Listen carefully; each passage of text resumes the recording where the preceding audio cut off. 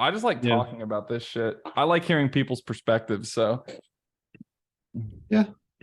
But we'll start with you because we've talked a lot about you. So what is your current ailment, and how long has it been now? Well, it all started at Dunk Camp 2022. What is that? It was the very end of June. I think the injury happened on like June 30th. So Geez, so that's like math time. that's like 5 months. Like Yeah, so like 4.5 months ago. we're 5 months in, and at the time I had no clue what the specific injury was. And to this day, I'm still like a little hesitant, even though I'm pretty confident. Like I know what the injury is now, at least I'm pretty confident in it, but back then I didn't know what it was. Yeah. So I'll just go ahead and reveal it. It's not confirmed by like a specialist or anybody, but after all the research I've done, all the YouTube videos of Stuart McGill I've watched, I literally have every single one of his books, all four of them. I've read each of them front to back. After all of this information, I have an educated hypothesis that I have a herniated disc, and that herniated disc slammed into a nerve. Okay. And impinged it, whatever you want to call it. Yeah. Like it's just pressing up against it. Yeah. And the reason I feel so strongly about that is whenever this injury flares up, I lose like all of my power. Like I go for a jump and right here it hurts. I cannot jump. My body will not let it happen. So that tells me the nerve's getting pressed and I am losing power, losing function, all that good stuff. So that's where I get that from. I also did his assessment like by myself from reading the book, and right. I strengthened the hypothesis that my nerve was getting damaged or pressed or whatever you want to call it. Yeah. That's how I learned what kind of injury I have. Yeah, that's what's going on in me. Yours, like, so my injury is like relatively simple compared to yours. Mm-hmm. His What is mine your tendinopathy? Or yeah. So I think I just have like Achilles tendinopathy. I think again, this is not medically confirmed. Like I was not going to go to a doctor for this because I knew it wasn't ruptured. But it would have been December of last year. I was playing basketball with Ball is Life at like a court takeover, and it was cold outside. And like one of the jumps that I did, I went to go block someone and I like felt it pull. And you know when you feel like muscle pull and like you can kind of tell the difference when you start getting kind of, used to it. Yeah. Like it was definitely like right on my Achilles pulled. And I was like, all right, I'm going to stop now. And then I had like really acute Achilles pain for like a few weeks. And I just stopped doing everything altogether. Because like if I would put any pressure on it that was more than like a walk, it was like probably like a 6 out of 10 on pain. So it definitely didn't rupture or anything, but I think I had like a strain. Yeah. So and the only interesting thing that's really happened in that entire process was one, it took for like ever. It's taken forever to get it to feel better. But I don't know why, but it wasn't until recently when I like started. I've been doing isometrics for it like the entire time. But recently I found that like a very specific position bugs it. And I've been like working in that position now. And originally it was seated calf raise isometrics. I would feel it. And then it like switched. Now it's only standing. Seated, I can go as heavy as I want and it's fine. But it's like the standing ones I really feel it. Gotcha. But obviously I'm still not back yet. So, but now everyone knows what our ailments are. Yours has been really interesting to me because I've talked to you like on and off about it, despite talking about Fall Guys, but never playing. Yeah, we'll get to that one day. Yeah, someday when we're both healthy, we can play Fall Guys together. Yeah. Because, speaking of being healthy enough to play video games, like if I play on my couch, it's fine. I can recline back. I can take the stress off my spine from sitting forward. I can put something under my low back to take all the load off. Mm-hmm. But when I'm playing on my couch, I'm playing on a big TV. And all the gamers out there know if you're playing on a big TV, that input delay is going to be pretty Disgusting. detrimental to your performance. Yeah. And I love playing on my little tiny monitor over there with like instant reaction time, whatever. Mhm. But to do that, I have to be in a gaming chair. You can see it right there. The gaming chair has lumbar support, but if I sit there for an hour or two playing games through like the properties of creep, I think it would be, my like the stresses on the spinal discs or whatever's going on, it slowly creeps and pain starts to happen. So I have to get out of there. So I can't even play long anymore. Dang. It's sad. And I forgot to mention this when we started this. If the people who are watching this video are wondering why I'm constantly like moving all around, I'm literally standing up because I cannot sit down to do a podcast. Yeah. I have to be like this. Yeah. It's okay. So this is one of the things I want to touch about your back thing. So you hurt your back like 4.5, 5 months ago. Mm-hmm. And before that, had you read any of the Stuart McGill books? I could pull it out. Before the critical injury, I read Back Mechanic. Mm-hmm. But the thing is, the injury. Okay, let me start from square one because it'll be a lot easier if people see the full picture painted. Yeah. So I first started getting back pain in April. It was just, again, not completely diagnosed by a professional, but all the symptoms pointed to a disc bulge. It was very minor. I could still dunk through it. I could still jump through it. I could kind of lift through it. It wasn't really hindering my ability to do anything. Mm-hmm. So I'm like, all right, I'll read Back Mechanic. And since the injury wasn't too severe, I didn't really like fully take my time to comprehend every aspect of the book. I'm just like, okay, blah, blah, blah. This is going to help me. That's going to help me. I'm just kind of like picking bits and pieces about what to kind of learn and take in. Right. What was the thought process again? I just lost my thought process doing that. You were asking. I was painting the full picture, right? Yeah, the full picture of everything that's happened with it. All right, cool. So yeah, that happened from April to June. That was that injury, the minor back pain.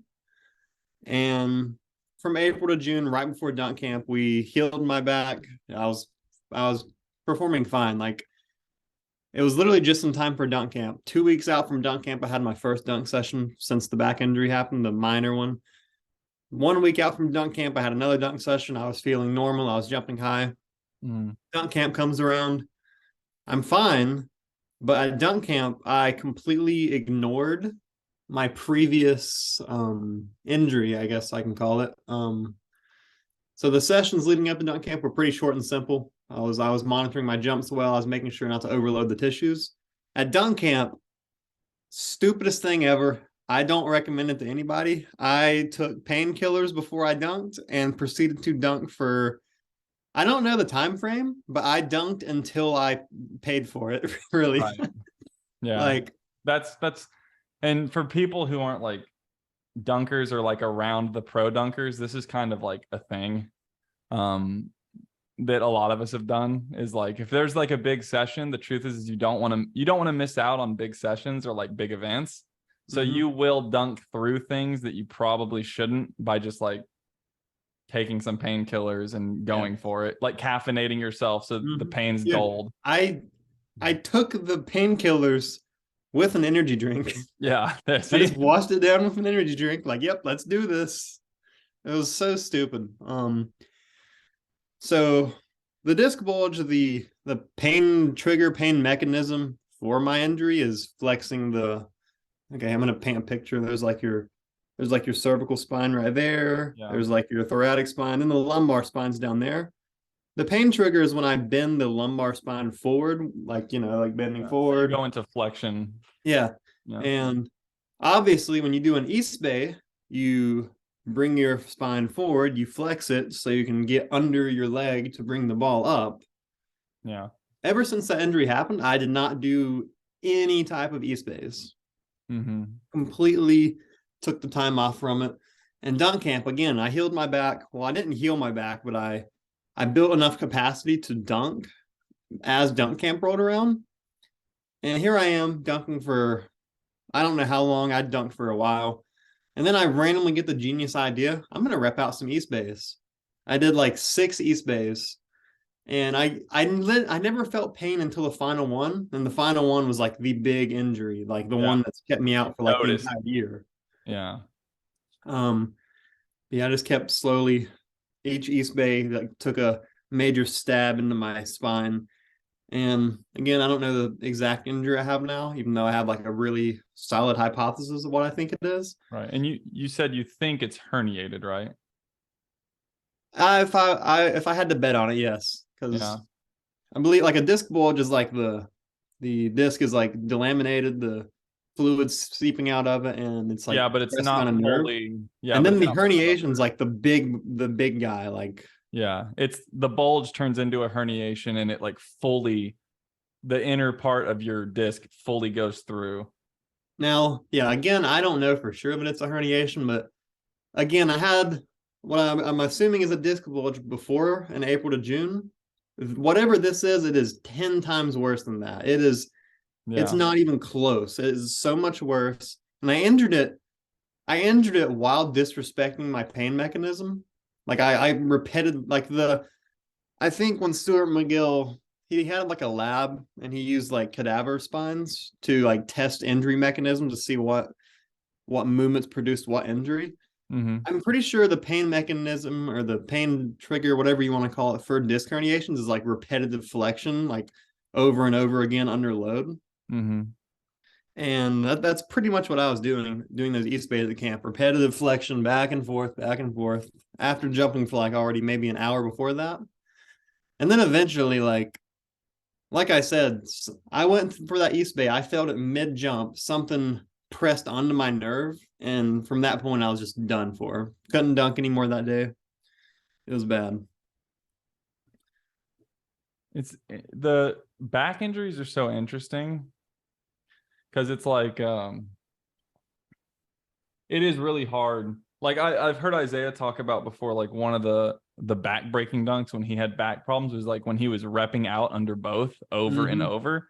Cause like in terms of back flexion, that's like the most back flexed you'll be in a Yep. dunk is doing under both. And it's not only that your back flexes, it's that you're flexing your hip, which is pulling your hips under, which is making your lower back like flex even more. And on top of that, the psoas, I don't know. I think I said that right. You Right? haven't talked about it yet. No, but it relates to that. When you pull your knee up, your psoas. I hope I'm saying that right. It's like Yeah. Psoas, yeah. psoas. It's attached to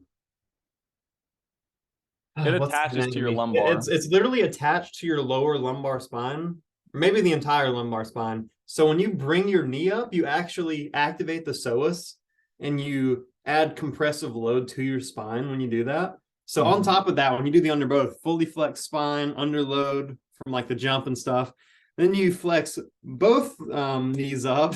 Yeah, It's the ultimate backbreaker. for real. Yeah, from I'm pretty sure it's connected to all your lumbar. Mm-hmm. Um, it is the backbreaker. I've actually, so the only time I've ever had back pain was a small amount of time when I first really started like trying under both. Um, but I think like I didn't have anything happen, obviously, but my back was definitely irritated um when I first did that. Yeah. But it just took like again slowly adding it in instead of just doing like 20 reps every dunk session of it. Mm-hmm. I'm gonna go on like a little personal thing here. Yeah, give the tea. It's so depressing that the injury happened when it did because I was literally like after I got healthy, I was planning on going for my first under both because I've like never given it the time of day before. And Mm-hmm. at dunk camp, I really figured out like I figured out something for my dunking and like my personal approach and self bounce and all that, how to make the under both. And right after I figured it out, it's like, okay, I'm not going to be trying another East Bay or Underboth or anything for like another year. Yeah. It's so sad. And that's so Oh well. you've had like the main reason I wanted to talk about this stuff was because of kind of the cycle of like learning that happens because of an injury. Like a Hmm. lot of people, a lot of this has to do with perspective, right? But like obviously injuries suck and like no one really wants to get injured. But the Yep. truth is when you start training hard enough and you're like getting to where you're pushing on physical boundaries that your body has, like you will find the weaknesses via Absolutely. injury or like pain, basically. Hmm. Um, so like for me, like for instance, when I had about a year where my training was really, really bad. Like just wasn't very motivated. I wasn't very disciplined. And I just let my training kind of do like I would really train really hard, not train at all. Train really hard, not train at all, which is like the worst thing you can do. Yeah. Um, and that at the end of that year is when that injury occurred. And the Hmm. whole time, like the whole time that year, I would have like Achilles bugging me a little bit, Achilles bugging me a little bit. But like I was ignoring it at the time, like, yeah, it's just because I'm getting back into the swing of things, like it'll go away, whatever. And I would just push through it. That's like the common thing I hear with every single injury is that it's like, oh yeah, like, I felt something that wasn't just like muscle soreness, which is different. Um, I felt something that felt like funny, and then I didn't like really look into it more. And then I had like a catastrophic injury happen. And then it's like the super research phase. Yeah. I Yeah. always, I always, I always think about how motivating it is to learn about your injury once you're injured. But like, I'm trying to think about what I'm really trying to say here. Before people get injured, they have zero desire to like learn about injury prevention or anything like that. Yeah. Like, if I had the knowledge I had now about backs at dunk camp or even before that, this would have never happened. And it's not like the information's out there. I could look into injury prevention and kind Yeah. of get like a better base to not make stupid mistakes in the future. But yeah, once that injury happens, like once that injury at dunk camp happened, it gave me like a burning desire to learn every single possible thing there is to know about backs. I have again all four of Stuart McGill's books. Two of the books are like made for like the lay public, like they're somewhat I wouldn't say easy to comprehend, but like Yeah. But they're not as anyone can read them. medical. Yeah, Yeah. anyone can read them. However, he has one book. It's called Low Back Disorders. It's literally like a scientific studies textbook. Like literally every single page on this is like Google Scholar. Like it is the most in-depth book I've ever read. I had to like constantly keep searching up terms on Google to see what they even mean. Yeah. It was the most difficult read of my life, but because of that injury, I literally read the entire book front to back, made sure I understood everything, and I was looking for like every clue that could possibly lead to my injury. Yeah. Yeah.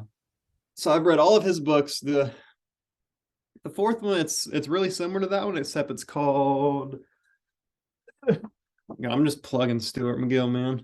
It's this one, Ultimate Yo. Back Fit and Performance. Yeah. It's really similar. Well, it's not really similar to low back disorders, which is the one I previously mentioned. It's more once you're kind of healed, how to prepare your back for the Like training. performance. Yeah. Yeah. So I read that, blah, blah, blah. I've read all of his books. I've also listened to like every Stuart McGill podcast. I've looked at like every YouTube video featuring him. Yeah. The last like 6 months, I've looked at every possible thing published by him that I possibly could find to Yeah. learn about this back injury. And that's what you have to do when you get injured. Some people get injured and they let that injury define them. They let it defeat them. They're like, all right, I guess it wasn't meant to Yeah. be. I'll Oh, quit forever. I'm hurt. Like it can't be fixed. It's done. Like Exactly. that's the best I'm ever gonna be. Exactly. Yeah. Like, dude, you just injuries can be an amazing thing. Like sure, I was doing really good this year until this injury happened. I literally at dunk camp. That last session was crazy. I it was debatably one of my better sessions for like what it was. Like I literally hit a hide and seek in warm ups, did self bounce behind the back, Yeah. crazy windmill. Like You're I was definitely doing, like you were on the road of like yeah, being like in the top 10 basically, like yeah, dude. Like literally, like I'm gonna call it my prime so far. Like last year, yeah. from like November all the way to June, despite the injuries, I was reaching levels I've never reached before, and I didn't know how to treat my body. So like every week, I'd just treat it terribly. Right. What was I saying? Yeah, you can either let an injury completely defeat you, or you can learn from it and learn how to better yourself for the future. Like so many dunkers will like, I don't want to say this in a bad way, but a lot of dunkers would get my specific injury and they would let it defeat them because it's a very what's the word I'm looking for? Like Frustrating. very frustrating. Like Yeah. literally It's from very dunk camp, sensitive to getting re-aggravated, and it's this injury, yeah, like it is a whole rabbit hole if I explain this. This injury, the reason I know a lot of people would give up with this injury is because it made no sense to me at first because I didn't know anything about backs. Mhm. And pretty much, like literally after dunk camp, I just kind of like let it heal. I did some like load management and stuff. I tried to jump after dunk camp. It was still extremely bad. Yeah. Literally for the first like 3 months after dunk camp, nothing changed. No matter what I did, the injury was still there. It was still not letting me jump or anything. And people at that point, they'd let it defeat them. They're like, all right, I guess it's never getting better. I guess I'm never dunking again. But I'm just like, all right, something's not working right. There's something I'm missing here. And Mhm. there's something that I can learn to make this rehab process go a little smoother. And eventually I found the keys to it. And the last like 2 months, I've made so much progress with what I've learned. And I honestly think if I had applied that information right after dunk camp, this injury would already be way over by now. Right. Yeah, it's interesting because of I that is why, like, I have to open my door. My cat's gonna scratch it off.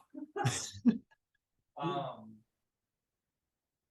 that is why, like, I was really upset when I hurt my Achilles, and I was upset for a little while, and then I started delving into just like what I knew about training and what I knew about like other people who had had Achilles problems and how they had resolved them, as well as I had lots of experience, obviously, with like knee pain because I had had a ton of knee pain before and like finally got rid of that. And Mm-hmm. then, I've had that on and off, but like again, I've always been able to manage it and get it better and continue to progress. Yeah. Um, but like I have learned so much about like my weaknesses in the last 4 months. Um, it's been insane. Oh Uh, yeah, like you and you can really rebuild your entire foundation to be better than ever after an injury. yeah, that's the thing is that like sometimes you aren't really aware that you have weaknesses Mm-hmm. necessarily. Um, and injuries kind of like are the sharp instant way to be told like you had a weakness. The interesting thing too is that not for to make it complicated because I don't think it's like too crazy once you know the information obviously. But like weaknesses come in like lots of different forms. Like they come in like technical forms. Obviously they come in like muscular, like literally just not being strong enough.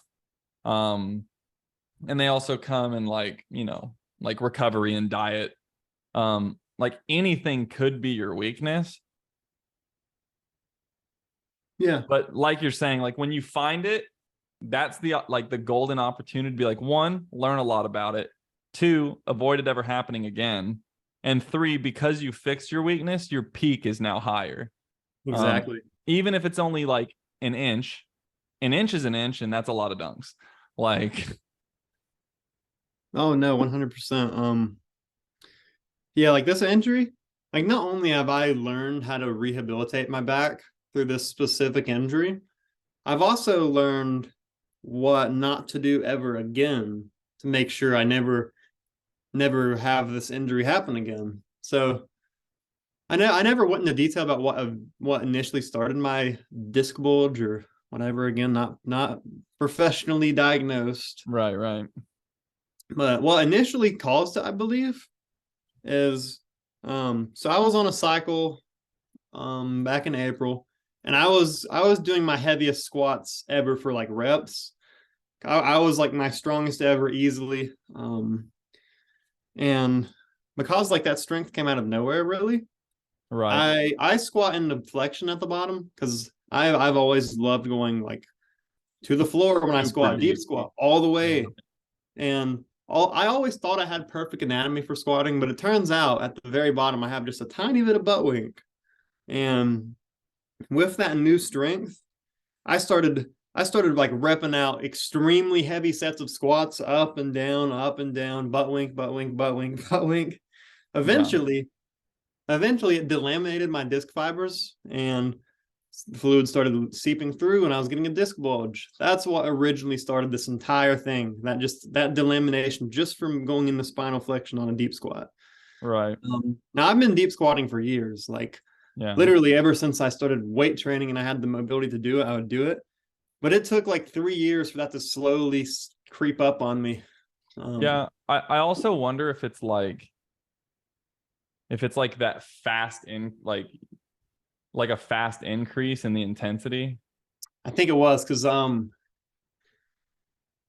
Like what did um your squat go to in that time? Like where was it? And then like where did it end up like within a few months? I need to backtrack a little and paint like a picture. So Yeah. so in November and December, that's when I like originally started like the squatting cycles to get like much stronger. Mm-hmm. But at the time, I was working out at my local gym, Yeah. and my squat rack didn't have safety bars. Spicy. So yeah, so I didn't have safety bars. So I always used less weight than I thought I was capable of, just because like I was terrified to get in like a bottom position and have to drop it. Because one time I tried to max my squat in there, and I had 285 on my back, and I failed. And I dropped it, but it hit my back on the way down. It didn't Mm. injure me at the time Yeah. because But this it's was a still long time scary. ago. But it Yeah. kind of scarred me. I'm like, okay, I I can't can't bail drop out a of a weight off squat. my back. Yeah. So I never pushed my limits in there again because it was terrifying. So fast forward, I get a home gym and get my own squat rack. I now have safety bars. I'm like, dude, let's see how strong I am. My in the previous gym, I would only go up to like 225. Like if I max, I'd obviously go higher, but for my Right. working sets of like reps, I would usually stay around 225, 245. Yeah. After that, those coming months, I'm like, okay, let's go higher. 255, 270. I believe my peak was like 285 pounds for like 3 to 5 reps. That was one of the ones I remember before the injury officially started. I was at my strongest ever. And yeah, I really do think it could be that load all of a sudden because like I was capable of it, but I never actually pushed my body That far. Yeah. that far yet. So Yeah. doing it all at once, my body had no time to adapt to that stress, and Right. that's what probably caused the injury. I Yeah, think. that would make sense. Yeah, And I mean, I and think eventually with spinal flexion, I would have delaminated my disc fibers at some point, but I definitely sped up the process. yeah. Yeah, I think that's one of the most annoying things about training actually is that like muscularly you can progress really really fast. But Mm-hmm. like ligaments and tendons and like cartilage, like all these different things do not like to go that fast. Yep. And it's not that bad when you're just lifting weights, although, people still like develop like repetitive use injuries lifting weights and stuff like that. But Mm-hmm. like when you're also jumping and doing plyometrics and like power exercises and stuff, it's just so much force like that if you go up a bunch really fast, it's like, oh, you're putting 10% more load onto your spine or onto your knee, but that's like you did it in 3 months and normally you'd have to progress that over like a year or something. Mm-hmm. It's frustrating. Yeah, you have to be so careful with your body. It's Yeah. a lot of people until they get injured, they never know these things. Um, yeah, it's yeah, Yeah. But I think basically. I think it's the good thing, like the thing that I've really learned about this, and this is actually again something, it's like the one quote that I was like, ooh, like fuck yes, from Mm-hmm. Isaiah and John being on the Power podcast. other than them making fun that I have a bigger right quad than my left quad, is that That's so funny. dude, they Isaiah said that it was like you anything that you can track, you can change. And that is like super huge. And but Mm-hmm. I think that a lot of time people track their numbers, but they don't track how they feel. And I think like I know for us too, and like I'm sure this is true for a lot of people, if you're really paying attention to how you feel, like you'll know something is like going awry as long as you're progressing things and stuff. You'll know something is going awry before you have something like catastrophic, quote unquote, happen. Um, because I know like currently I have all my clients track like knee and Achilles pain every single day. Mm-hmm. Um, and I also have people track back pain too. If anyone's ever had a back problem before, I'm like, you have to tell me what your back pain is every time you touch a bar into like any sort of flexion or extension or hip hinge. Mm-hmm. But Yeah. Tracking can be very, very, very, very useful. so you recently started adding in like you were doing cat and camel, right? Yeah. Was it For was it Jordan that told you to do that? so I don't remember how exactly it happened, but okay. God, this could be a big rabbit hole. Let me think for a second. Okay, let me start from the beginning. Let me paint the picture before we get into that. Yeah, So, yeah, okay, I can do it. So, again, disc herniation probably into a nerve. Um, after so obviously walking is like one of the most important things you can do for a back injury because like let's say I have a disc herniation pressing into a nerve. That nerve is now impinged, and if you don't do anything to reduce the tension in that nerve, it's going to stay like that. It's just going to stay in that spot and be susceptible to pain. yeah. So after dunk camp for a while, I didn't do anything to floss the nerve root because I didn't know that's what I needed to do.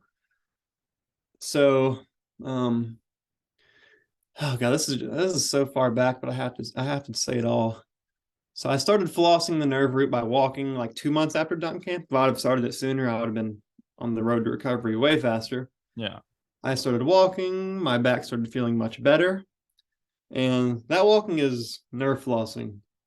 Right. So eventually, after my back started feeling better, I was like, okay, I've stabilized my spine long enough. I've begun the healing process. It's probably time to get back into moving my spine because I Mhm. can handle it. Because when you're dunking, you're going to be moving your spine. Like spinal movements happen. You can't eliminate them forever. So yeah, I did message Jordan, and I was asking his opinion on it, and he convinced me to start moving my spine more. He had a lot of really good points. I don't remember off the top of my head, but I'm like, okay, I'm going to move my spine. And after I started moving my spine more, my back got infinitely better with the cat camel.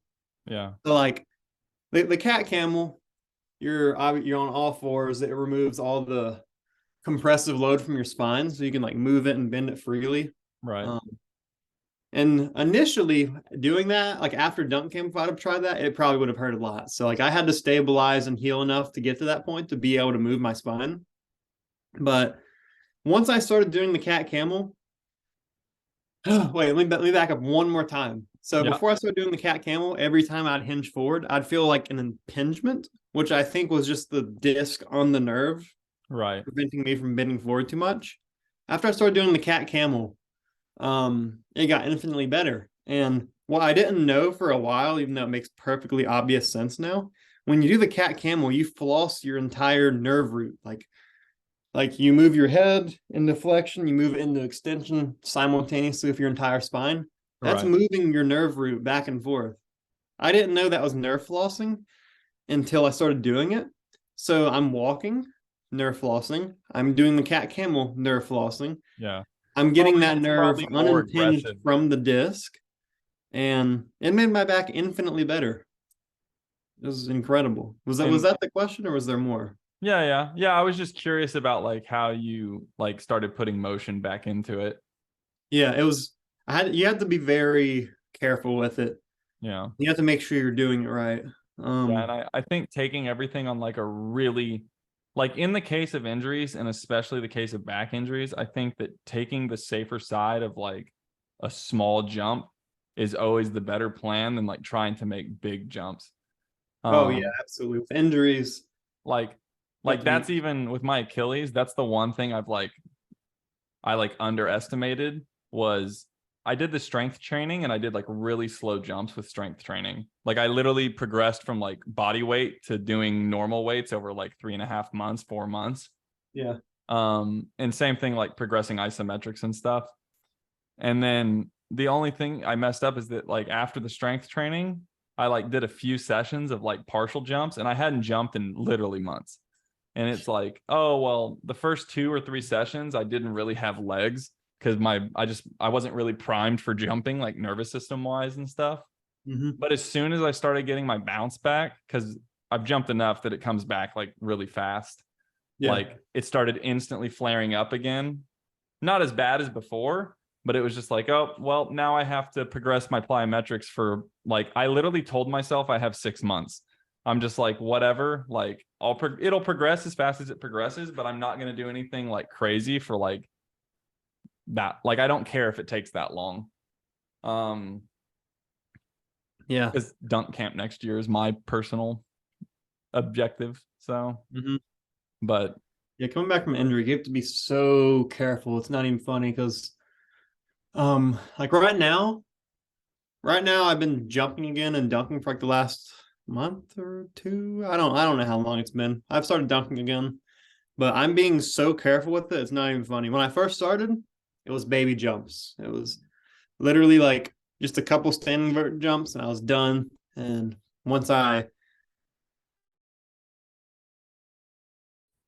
forward a little bit more into like very tiny walk up jumps, and then we keep progressing forward extremely slowly over the course of weeks, going from walk ups to slightly more effort, and then fast forward to now I'm like actually dunking again. mhm.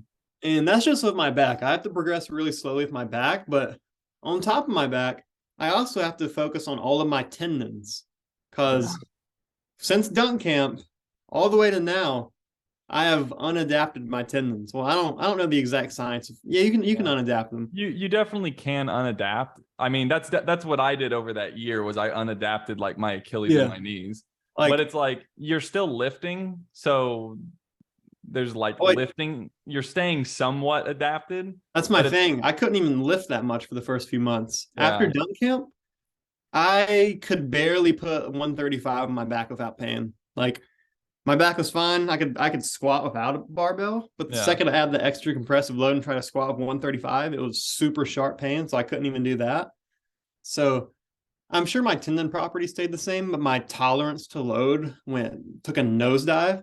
So yeah, I've been extremely careful over the last few months of my jump volume because for one, I have to keep my jump volume low to make sure I don't I don't exceed my back's capacity. right. But I also have to keep my jumps low to make sure I don't overload my tendons Yeah. because my tendon tolerance is very low right now. I can't jump for 3 hours anymore. I have Yeah. to build that back up.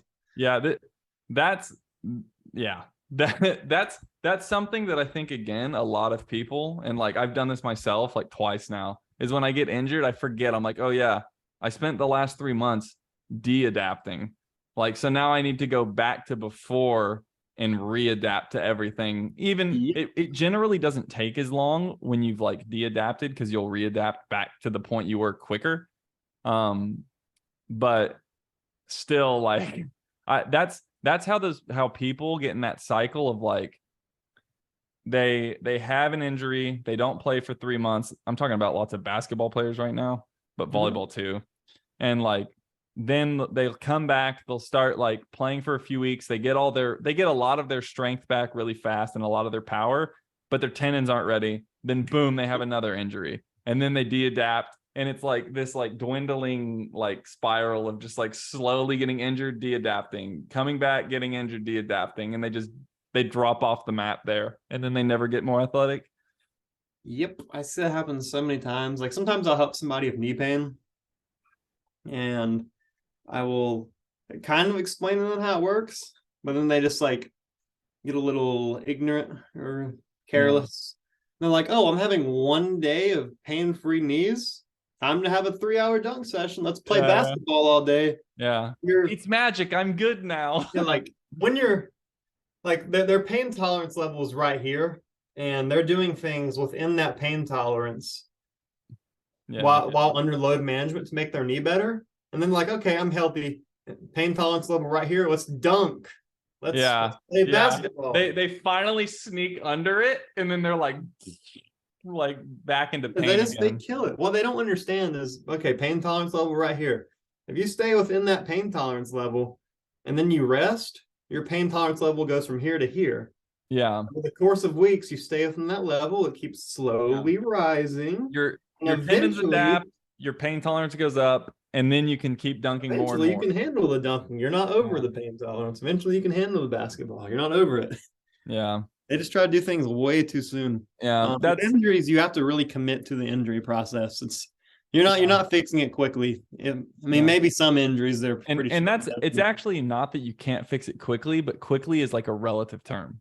Like Exactly. quickly for an injury might be anywhere from like if it's like a sprained ankle, like 6 weeks to 2 months. Mm-hmm. And if it's like a back injury or like an Achilles strain or something like that, it might be like 3 months to a year, just depending on how bad it was and where you're at athletically. Like if you're not as athletic, it won't take you as long.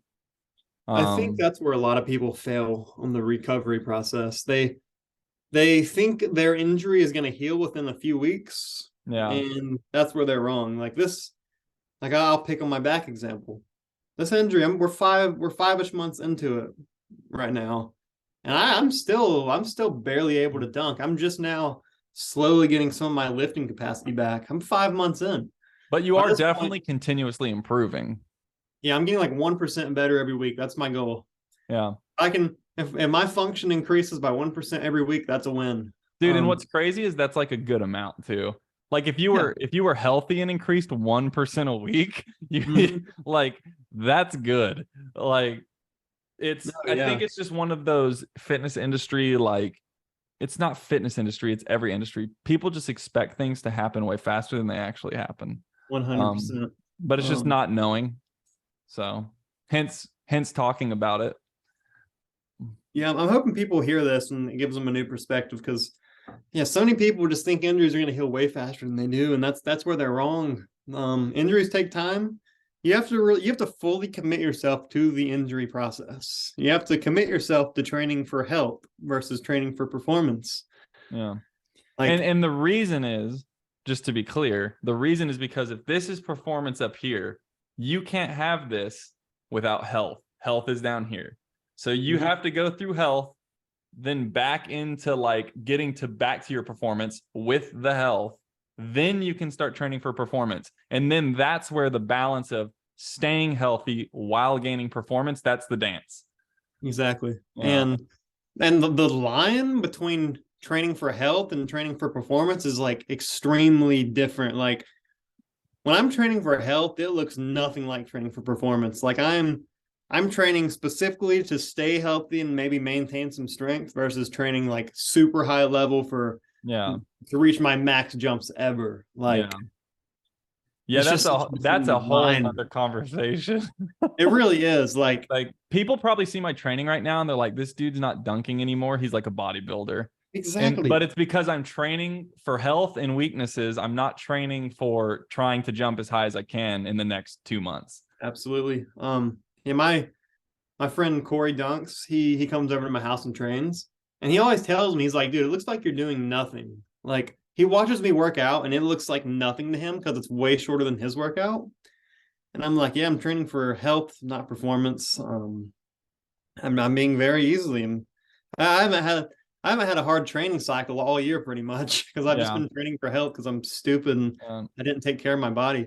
But like, you just have to really commit to the injury process again. Like right now, I've been like, it's not it's not a healthy thing to do, but I've been like comparing myself now to old videos of me, and I'm jumping way lower.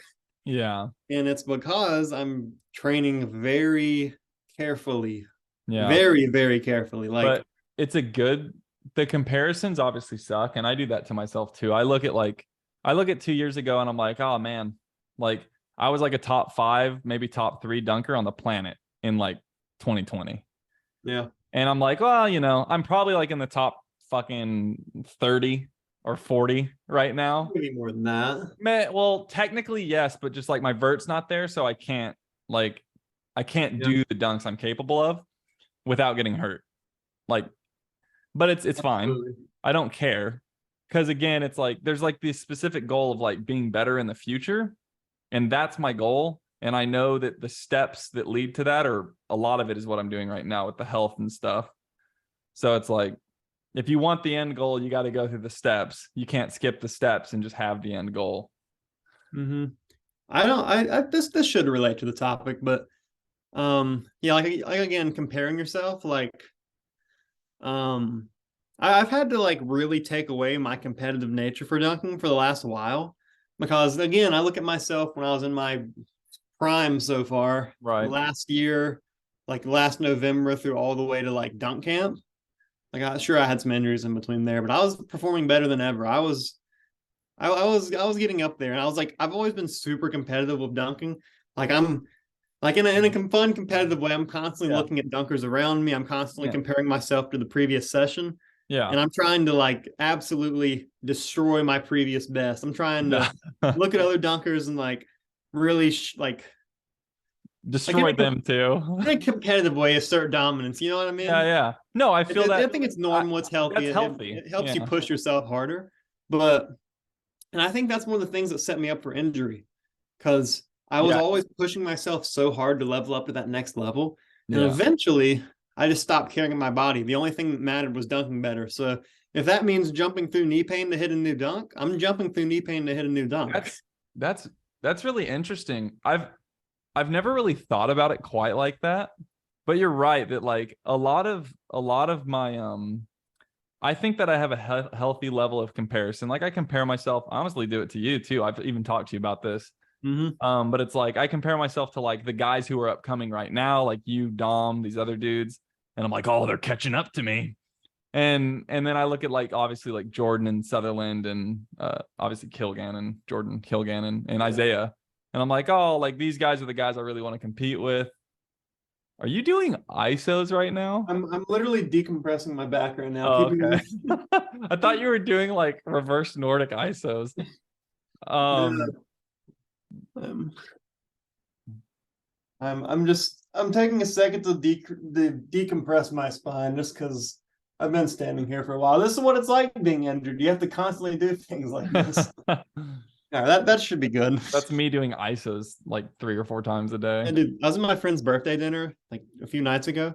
And I got up twice to go to the bathroom to do that exact same thing. Yeah. Hey, dunk is life. So, Mhm.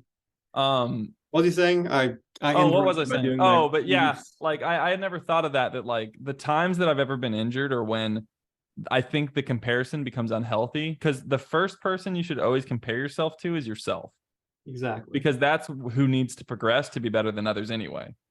So first you compare to yourself, then you compare to others. Mm-hmm. And like if you ever skip comparing yourself to yourself and immediately go to comparing to others and it becomes more important, that's when like if you were comparing to yourself, you'd notice like, oh, like my performance has dropped, or oh, like I have these pains that I didn't have before, like a week ago. And you would then be like, all right, well, then I need to step back a second. But when you compare to the others first, you're like, oh, well, they're doing it, so I have to do it. Like Exactly. that's That's what really it's like. cool. I like that. Yeah, like since the injury, I've really had to like step away from my competitive nature in dunking and look at it in a completely different way. I don't even I don't spend nearly as much time on social media looking at other people's dunks as I used to. Yeah.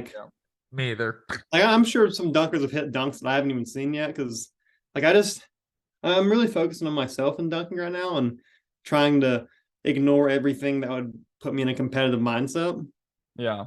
Now that's kind of what I've had to do just to kind of like get into a new mindset.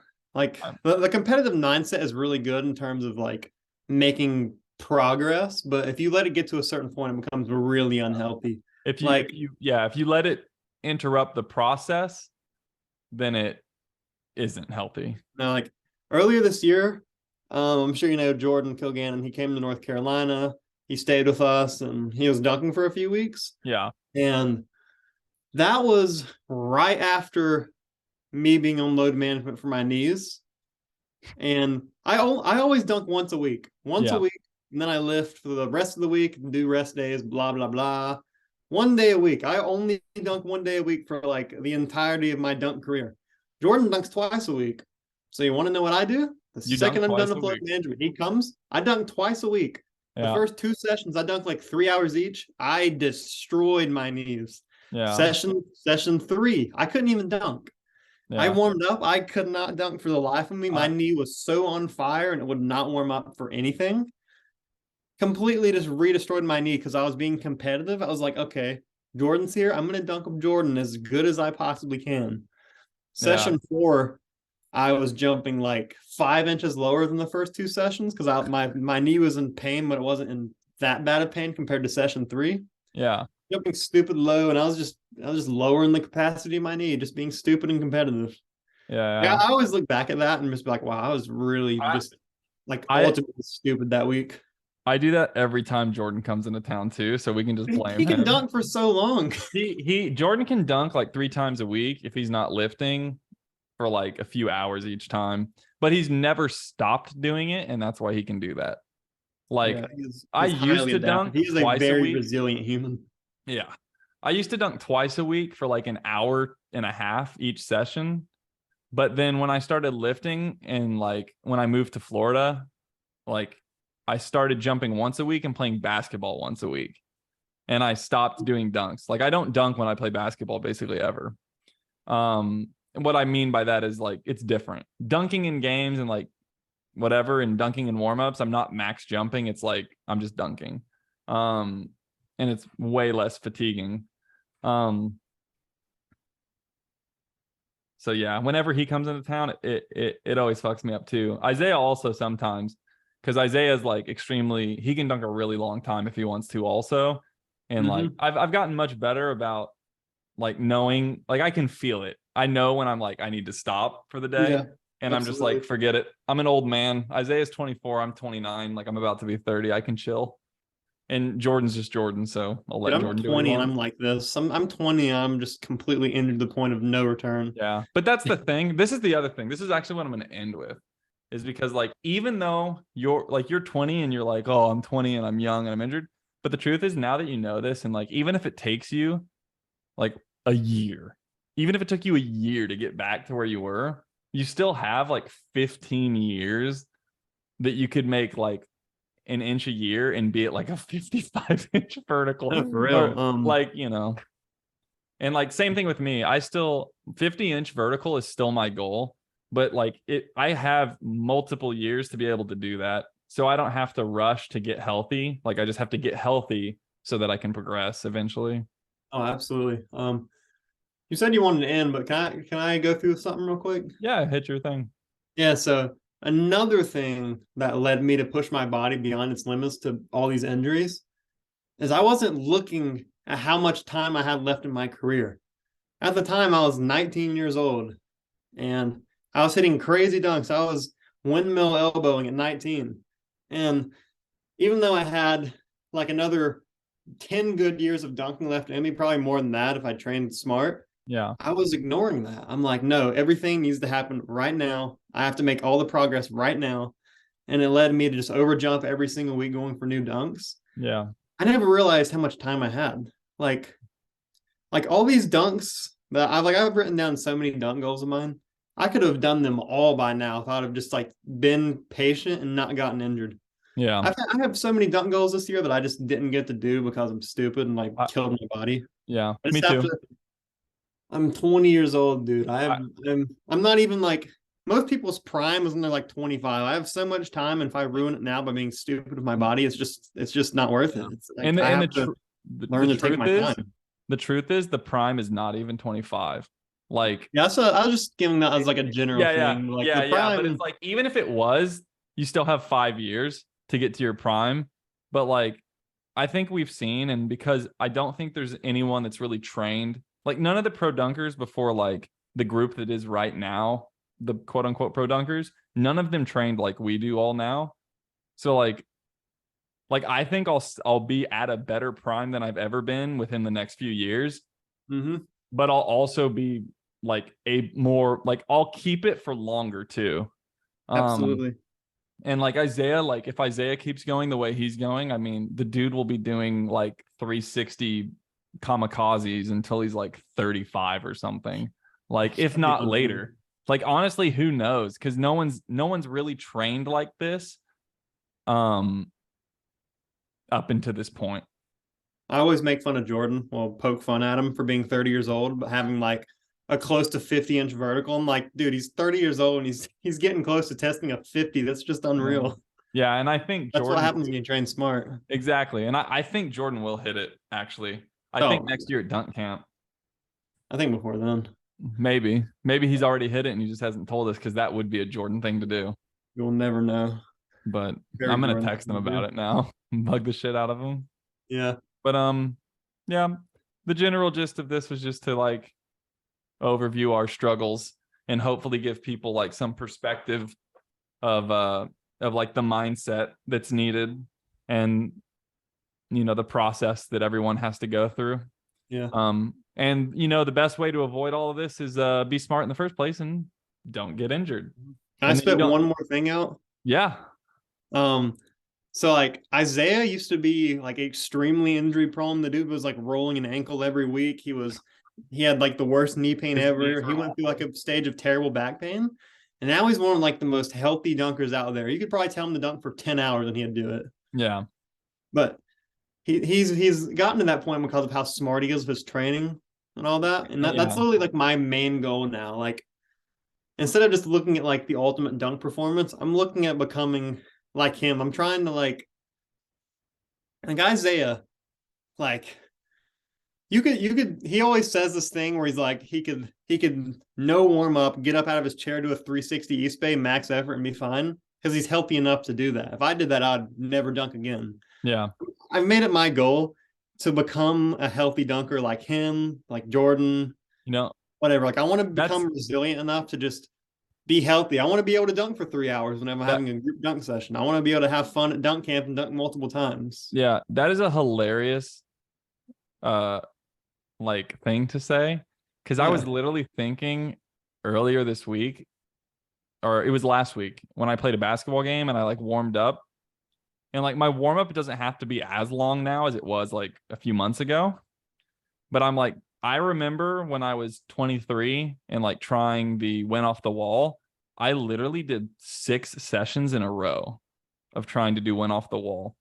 And it was Mm-hmm. like session, rest day, session, rest day. And I would do no warm up. My warm up was literally just doing like 50% jumps, and it would be like 50% jump, like 3 of them, 80% jump, max jump. Then I would just go. Like I Yep. want to get back to that too, because I think warm-ups, they're useful and you should do them. But My if you warm up is have so to long have now. them, you're probably not healthy like Mm, enough for what you're doing. my warm up is so long right now. It's not even funny. Yeah. And part of that is with the rehab process, you have to like feel out. And a good way to do that is warming up. And obviously that's like getting lots of volume with like easier exercises and stuff. But yeah, man, I think we're both gonna be monsters by next year again. And then Yeah, it's just the with sky's our the newly limit. acquired information. Yeah, truthfully. Yeah. Oh gosh. I can't wait until all the high rep BS that I'm doing right now pays off like 3 months from now. Mm-hmm. But I just want to test a 48-inch vert. I don't even want a 50 yet. My hope is that next year at dunk camp I'll test a 48. So, Be because awesome. I've never officially tested a 48. So, I, I'm excited to see that. I think you definitely have that in the tank. yeah, well, I still have to hold my promise to elbow every dunk that you do. So, Ah, we'll see if I could do that someday. You're getting good too fast, so. But yeah. hey, all right, man. Well, you got anything else you want to throw in here as a one-liner before I dip? I have to go actually do isometrics at the gym. Off the top of my head, I don't know anything. I think I touched just about everything that I want to touch on. All right. Well, I think we'll be back soon. yeah, we will. We will. And even if it's not as soon as we want, whatever. It's soon in the hindsight of our careers. So Absolutely. But we have endless time ahead of us. I guess if anyone has questions, DM Travis. And also, if you have questions for me, you can DM me or you can leave comments. I'm sure Travis will eventually see these comments too. Oh no, I'll look through the comments for sure. Yeah, yeah. So, you know, I don't know. I don't know. I'm gonna do more of these videos, but I just like blabbing to people. So thanks for blabbing with me for an hour. Oh yeah, of course. Yeah, yeah. It was a lot of fun. Awkward ending.